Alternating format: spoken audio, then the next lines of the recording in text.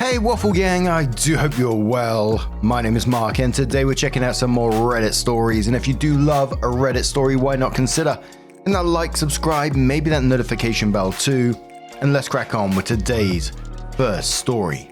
Much love, guys. Now today's first story is simply titled The Wrestling Neighbors. I was quite excited about that title, but I, 34 female, have moved into my small suburban home about 3 years ago. It was my first time buying a place after years of renting, and I was beyond excited to finally have something that was mine. The neighborhood seemed quiet and pleasant, exactly what I was looking for after living in a noisy apartment complex for so long. Within the first week, I discovered that my next door neighbors were huge wrestling fans. And when I say huge, I mean WWE watching, championship belt owning, full-on enthusiasts. At first, I was a bit concerned. I'm pretty quiet and keep to myself mostly. But honestly, they turned out to be really nice people. The husband, Mike, early 40s, and his wife, Jessica, late 30s, would have these summer barbecues where they'd invite friends over, set up a projector in their backyard, and watch pay-per-view wrestling events. They'd grill amazing food. The smell would waft over the fence and I'd be drooling. Play music at a reasonable volume, and occasionally, after a few beers, the guys would start playfully wrestling on their lawn. I actually found it pretty entertaining. Sometimes Mike would notice me in my garden and invite me over. "We've got plenty of burgers," he'd call out. I went a few times and it was surprisingly fun, even though I knew absolutely nothing about wrestling. It never made me feel weird for not knowing the difference between a suplex and a body slam. This pattern continued for the first 2 summers I lived there. They'd have their wrestling gatherings and I'd occasionally join, but mostly just appreciated having neighbors who weren't lively without being inconsiderate. They always wrapped things up by 11 p.m. And they'd even text me beforehand to let me know they were having people over. Then summer came. Things started as usual. The weather got warmer and the wrestling watch parties began. Last Saturday, I was just chilling in my backyard, reading a book and half listening to the commentary and cheering from next door. Mike and his friends were particularly rowdy that day. I think it was some big championship match, but I didn't mind. Until I heard someone shout, "Off the ropes!" followed by a massive crash. I looked up just in time to see a human body come bursting through my fence panel, rolling across my carefully planted flower bed and come to a stop in the middle of my garden. My jaw dropped. This grown man had absolutely destroyed my fence, flattened my petunias, and was now covered in dirt, looking up at me sheepishly from my lawn. For a second, nobody moved. Then Mike and 3 other guys came running through the new hole in my fence. "Holy shit, Dave, are you okay?" Mike helped the guy up while giving me an extremely apologetic look. "I'm so sorry," Mike said, looking genuinely mortified. Dave got a little carried away with the backyard wrestling. "We'll fix your fence right away, I promise." Dave, a big guy probably in his mid-30s, was brushing dirt off his clothes and mumbling apologies. "I didn't realize I'd go through the fence. I'm really sorry about your flowers." I was too shocked to be angry yet. I said, "Please, just fix the fence," was all I could say. Mike nodded vigorously. Of course. Dave here is a contractor actually. He'd come by this week and fix it as good as new. Better than new. That was 3 weeks ago. The hole in my fence is still here, covered by a tarp that keeps blowing off whenever there's the slightest breeze. I've texted Mike several times asking when Dave is coming to fix it. The first week he kept saying soon, and he's just getting materials. By the second week, his responses got shorter. Yesterday, I finally went over there in person to ask what was going on, and that's when Mike dropped the bomb. "Look, it was Dave who broke it, not me. You should really be talking to him about fixing it." When I asked for Dave's contact information, Mike shrugged and said, "We're not that close. He's just a friend of a friend. I don't feel comfortable giving out his number." So now I have a giant hole in my fence, ruined flowers, and neighbors who suddenly don't seem so nice anymore. After about a month of having that hideous tarp flapping in the breeze and my privacy completely shot, I decided enough was enough. I spent an evening researching small claims court procedures in my county and discovered it would cost me about $75 to file a claim. I calculated everything, $850 for the fence repair from a contract I had quoted, $120 for replacing my flattened flower bed, and another $50 for the planter that got smashed when Dave came crashing through. Just over $1,000 total. I drafted a formal demand letter, thank you, free legal templates online, stating that if the fence wasn't repaired within 14 days, I'd be filing in small claims court for the full amount plus filing fees. I printed 2 copies and walked next door on a Saturday morning, my heart pounding the entire time. When I knocked, Jessica answered instead of Mike. She seemed confused when I asked to speak with the both of them. Is everything okay? She asked, inviting me in. The house was cozy with wrestling memorabilia tastefully mixed with regular decor. Not really, I admitted. It's about the fence that still hasn't been fixed. She replied, what fence? That's when I realized she had no idea what had happened. Turns out Jessica had been out of town visiting her sister when the off-the-ropes incident occurred. Mike had apparently told her some vague story about a fence panel being damaged in the wind, claiming he was handling it. You should have seen her face when I explained how Dave had literally body slammed his way through my fence and destroyed my garden. She was absolutely mortified, especially when I showed her the photos I'd taken and the unanswered text messages to Mike. I'm so sorry, she kept saying, looking genuinely distressed. Mike! She finally shouted towards the basement where I could hear the telltale sounds of a wrestling match on TV. When Mike appeared and saw me sitting there with Jessica, the color drained from his face. I almost felt bad for him. Almost. The confrontation that followed was uncomfortable but necessary. Jessica was clearly furious with Mike for lying to her and making their household look bad. Mike kept mumbling excuses about Dave being responsible, and Jessica shut that down immediately. It happened at our house during your wrestling party. I don't care who physically broke it. I just sat there awkwardly, clutching my demand letter while their marriage drama played out in front of me. At one point, Jessica turned to me and said, I'll take care of this. You shouldn't have to deal with this for so long. 2 days later, a legitimate contracting company showed up at my house. Not Dave, but actual professionals with a truck and everything. They replaced not just the broken panel, but the entire fence section, making it sturdier than before. Jessica had also sent over a gift card to my local nursery with a handwritten apology note. That was about 6 months ago. The wrestling parties have gotten noticeably quieter since then. I see Jessica occasionally and we exchange pleasant hellos. But there's definitely a weird vibe with Mike now. He avoids eye contact whenever we happen to cross paths, which is honestly fine by me. Part of me misses those first 2 summers when things were friendly between us. I actually enjoyed those occasional barbecues and the neighborhood camaraderie, but at the same time, I've learned an important lesson about standing up for myself and not letting people take advantage of my easygoing nature. My fence looks great though. And my new hydrangeas, courtesy of Jessica's gift card, are absolutely thriving where my petunias used to be. Silver linings, I guess. Holy moly, that sounded like an annoying situation, especially when you're being told that it's being taken care of for it then not to happen, and you're fighting against them to actually get it fixed, and he's not giving you any number. No, not being helpful at all. Glad Jessica stepped in and got it fixed. I'm not going to lie, I had to turn the mic off for a second when you told me about him coming flying through the fence with an off the ropes. I used to watch wrestling when I was a bit younger, and you always hear the commenters going, off the ropes. So to hear that and then him come bowling through your fence panel, oh, that did tickle me a bit. Not the shit that you went through though, just that initial image of this dude come flying through your fence. As I said, I used to watch wrestling when I was younger, and me and my friends, we always used to go to the local park and play wrestling. Put some jumpers down for the ring posts and have a Royal Rumble or whatever. And pretty grim bit, so you might want to skip a few seconds if you're eating or something.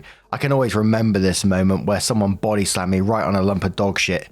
It was like the worst feeling, and when talking about it, I can still feel it on my back now. That's how much it's traumatized me. And then having to go home to face my parents with this on my back, Bad times, bad times. But what do you guys make of this situation? I think it'll work pretty well for OP. It's a shame about the being able to get around to those barbecues anymore, but in the end, he caused those issues, didn't he really? But let us know your thoughts down in the comments below, and let's move on to another story. I'm back on the Neighbors from Hell subreddit as well, and 7007 says, sleep deprived for weeks because of neighbor's modified exhaust on monster truck. Where do I start? I live in a neighborhood with one of those townhome rows that are so tightly connected. We park our cars right in front of our respective homes, so his car is right next to my car. For some understanding about how close the cars are to the house, you park, you take 4 or 5 steps, and you're at the door. So his car is next to my bedroom window. This means this annoying, very aggressively loud truck is right outside my bedroom. And no, it's not the normal sound of a truck. It's very modified. Even those on the other side of our house, the side not close to the parking lots, can hear it in their rooms. It literally jerks you up from sleep like there's danger outside. I understand that they can't change their exhaust pipe just because it bothers their neighbor. But it'd be okay if they just wake up in the morning, start their car and leave. That'd be considerate of everyone. But no. They wake up super early, remote start their car with that terrifying sound, then let it run for like 20 minutes. Then it stops. Then they come out and restart it again and then leave. It's a nightmare. I tried asking them very nicely, even with all the frustration this is causing. I shoved it down and asked as respectfully and honoring as possible if they can compromise and not run the engine for 20 minutes in the morning, and they ignored my attempts at reaching out. I figured there's nothing I can do, but damn, living here is just a nightmare. I need to sleep. I'm so exhausted. Elephant Bloom says to the OP, does your state have idle laws? I would talk to your police, make an appointment and go down to speak to a supervisor. Take video of it if you can. Then cite the neighbor for illegal exhaust, noise violations and idling and anything else. See if they're receptive. Otherwise, you can ask the PD about filing a complaint yourself.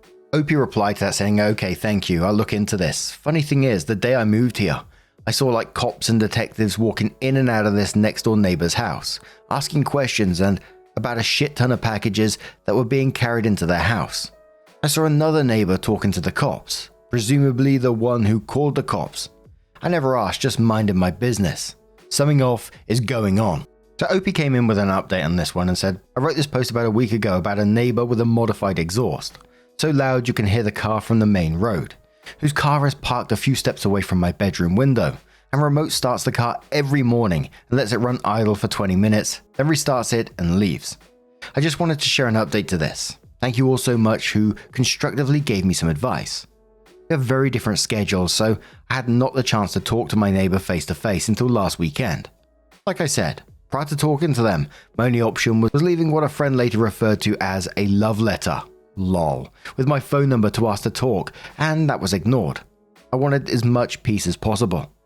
I bought earplugs, played white noise, music, slept at a friend's houses. Yes, I tried my best, but none worked or was sustainable. So this one morning when the sound and vibration woke me up again, I decided to take the chance at 4 AM in the morning, go to their house and talk to them. I knocked on their door, kept a respectful distance, etc. I was out in the cold for a while before someone came out. Phew. This lady finally came out, rushing to work, and I introduced myself. I asked if I could talk for just a minute, and she was very dismissive. She said yeah, she received my letter, but there's nothing she can do. That's all she kept saying. I tried to find common ground. I kept my calm, still looking for peace, so I asked if we could compromise. I suggested that if it's possible, 1, she not run the car for 20 minutes every morning, or 2, if she has to run the car for 20 minutes, and make sure she's able to hop on and leave during that 20-minute window it's running so she doesn't have to restart the car again once it stops running. The sound when starting the car is worse than running idly. It's criminal. My floor vibrates when it starts. She just kept saying there's nothing she can do and walking away. So I mentioned what some of you suggested. I said my only other option, which I've tried so hard to avoid, is let the authorities handle this because the sound limit seems to cross the allowed 60 decibels max for the neighborhood. Her demeanor immediately changed. She softened and said, for you, I'll try your suggestion. I thanked her and left. When I got back from a friend's house this week, I didn't get awoken after 2 hours of sleep. I came home after work, slept through the night, and it was the most refreshing sleep I've had in my house for a while now. One day this week I had to stay up after work to study, so I was awake at 4 AM, and I noticed that a modified exhaust was gone. The car no longer sounds loud, and my floor no longer vibrates when her car starts. I'll take the win. I found it funny how quickly she reacted once the authorities were involved in this. It made me think she'd been in trouble in the past or something and doesn't want anything to do with that kind of stuff again. You know, might be just absolutely reaching there, but it did pop in my head. What do you guys make of this situation? Hope you handled it pretty well, I think. Let us know your thoughts down in the comments below, and let's move on to another story. Our next story is from JetPlane88, who says, neighbor parks car in my driveway against my wishes, citing permission from my mother, who is crippled with dementia. My mother has Alzheimer's disease. I try to spend at least 3 days a week at my parents' house to help out. Recently I came over after a 2-week work trip away and saw a strange car in the driveway on the side I usually park. I went inside and asked my dad who was visiting. He said no one was visiting, the neighbors had just started parking there. That didn't make a lot of sense to me, so I kept prodding as to why they'd spontaneously taken it upon themselves to park in our driveway. My dad finally broke down and said, yeah, well, apparently your mother told them it was okay. She was just a little confused. I asked if he told the neighbors there'd been a misunderstanding. He said he had, but they didn't seem to get it. I gave the neighbors the benefit of the doubt at first. My dad is a great guy, but sometimes he can be a little too nice. I figured he hadn't been quite clear enough with the neighbors out of concern for being impolite. So I went over there. I even brought some Ferrero Rocher chocolates to try and smooth it out. I knocked and nobody answered, even though it was obvious that they were home. I kept at it, getting a little frustrated at that point. Finally, a woman came to the door and opened it barely a centimeter before shouting, "We're not interested," and closing it again. I stood there and explained who I was. Nothing. Eventually, I went home. I lingered by the window for the next few hours, hoping to catch someone when they came out of the house. It wasn't until a couple of days later that I was able to intercept the man, completely by chance. We were both coming out of our house at the same time, and at first he wanted to avoid me, but he realized his car was in my driveway, so he had no choice. I still tried to be friendly. I introduced myself. I told him my mother wasn't well and that anything she told him could not be taken at face value. I said we did need both parking spots. The guy kind of nodded and yesed me, but I got the feeling it wasn't the end when he left. Sure enough, there weren't any problems for the next few days, but eventually I did have to go back to work. The first day I was gone, my dad called me and mentioned they were parked there again. I tracked down their phone number and called, but shocker, they did not pick up. I came back a day earlier than I had planned, and sure enough, there was the car. I went over to the house, all facade of friendliness gone. The woman of the couple came to the window, clearly saw it was me, and still didn't answer. So I ended up calling the police. I just told them my neighbor had erroneously parked in my driveway and were ignoring my request to move. An officer came down and took my side of the story, then knocked on the neighbor's door. The woman had the nerve to continue ignoring them. The cop did not have the time to be playing those games. He pounded on the door and basically ordered the residents out of the house. The husband came out of the house huffing and puffing, acting like it was the most major inconvenience he's ever experienced. The police officer said, "Your neighbors need you to move your vehicle from their property." The guy starts trying to claim that he can leave his car there because he has a verbal contract with my mother who has dementia. I already told the officer that, obviously. The neighbor was really feeling himself playing lawyer, but the cop stopped him and basically said, "That was then, this is now. Now they want you to move it. Move it or it's gonna be towed." The neighbor said he had to talk to a lawyer and do this and do that. The police officer reiterated that he had two choices, move it or get it towed. The neighbor blurted out, "But we have a new car and if we move this back here, there won't be enough space." At that point the cop was done with playing games and was on the phone with the tow people when they finally went to move the car. The cop told the neighbors if they tried bringing the car back over, they'd be trespassing and the police would just send someone to tow it away. They're brooding and whining and trying to tell others in the neighborhood we were in the wrong and misled them. But luckily, no one's falling for it. Oh, that was making me angry. What a couple of entitled arseholes they are. Taking advantage of vulnerable elderly people. And the fact that they were called on it multiple times and still didn't just move the car. They still wanted to take this all the way they could, just to be the absolute arseholes that they are. I truly hope that they don't push this any further with UOP because, that just sounds absolutely frustrating. Some people are just so madly entitled with parking spaces. In previous stories in the past, I've told you about how there's a local school near me, and in the mornings it's just chaos with cars. And some people, they're just so entitled, they park on other people's driveways. The school sends out emails to people saying, respect houses in the area, don't park on their driveways, but they still do it. Strolling past one day, I once saw one of these guys parked on someone's driveway and emptying his car rubbish into someone else's bin at the same time. I thought, you cheeky bastard. But what do you guys make of this situation? Let us know your thoughts down in the comments below. Do you have your own neighbor-related drama? You know what I'm like with this stuff. I absolutely love it. It just brings me back to my youth. If you have your own stories, don't forget to share them at r/Mark Narrations if you feel you want to. And just a huge thank you for being here today, getting involved in the stories, your love, your support, your time. It always means the absolute world to me. So thank you so much for being involved. And hopefully I'll see you in the next one. Take care and much love.